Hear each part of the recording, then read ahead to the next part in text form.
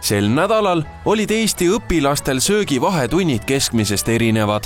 Toitlustaja Daily pakkus 7. aastat toimuva kampaania Tähed taldrikus raames 10 koolides tuntud eestlaste lemmikretsepte. Tänane kuulus lauljatar Aalika kartulipannkookidele. Mulle meeldivad pannkoogid üleüldse ja mulle meeldib soolane toit ja siis ma paningi seda kokku ja söön kartulipannkooke nüüd. Ma kuidagi mõtlesin, et see võib-olla on natukene selline signature dish, et see ei ole nii nagu tavaline asi, mida pakkuda, et ei ole lihtsalt makaronid hakklihaga. Me vaatame, et need inimesed oleksid päevakajalised ja kindlasti on ka oluline see, et need inimesed suudaksid retsepti kokku kirjutada, et tihtipeale on see, et mõni inimene ütleb, et ma hea meelega osaleksin, aga kui läheb siis nagu päriselt selle koolitoidu retsepti koostamiseks, et siis on näha, et see tegelikult on ikkagi keerulisem, kui võiks arvata. Tänavu panustasid roogade sisusse lisaks Aalika Miilovale ka endine tennisist Anett Kontaveit, teleajakirjanikud Priit Kuusk ja Keili Sügiainen. Nii serveeritigi Tähed taldrikus menüüs seekord näiteks Kontaveidi chili con carnet, Kuuse ema Anne õunakooki või Sügiaineni pannakotat. Kampaania eesmärgiks on juhtida tähelepanu koolitoidu olulisusele ja pakkuda õpilastele vaheldust koolitoidus ning nagu siin Gustav Adolfi gümnaasiumis näha on ka elevust õpilastele.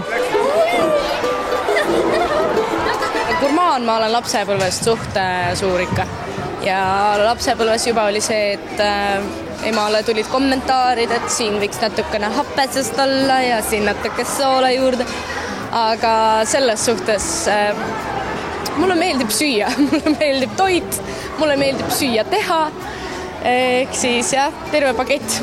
Kui uurisin Gustav Adolfi gümnaasiumi algklasside lastelt, kuidas neile eined maitsesid, siis vastu kostus arusaadavalt erisuguseid emotsioone.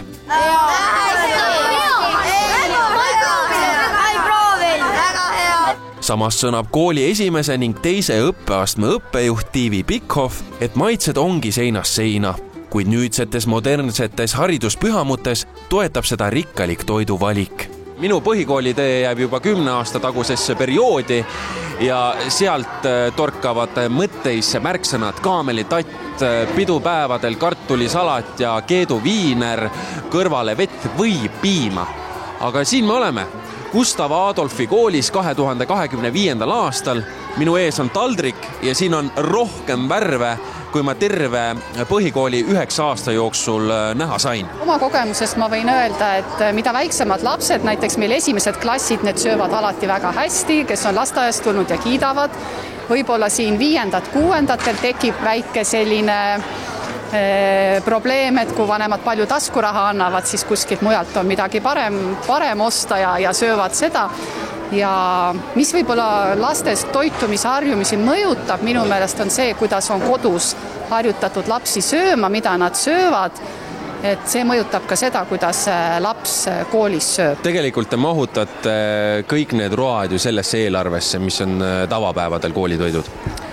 Ja meie eesmärgiks on see, et tõesti kõik toidud mahuksid meie tavaeelarvesse. Ehk Tallinnas on hetkel kehtiv koolilõuna hind 1,83.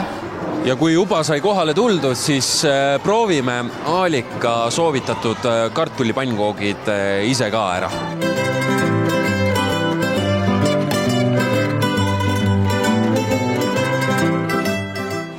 Maitseb nagu kartul, ainult et pannkoogi vormis ja tegelikult päris palju seda lisamaitset annab juurde valge tillikaste.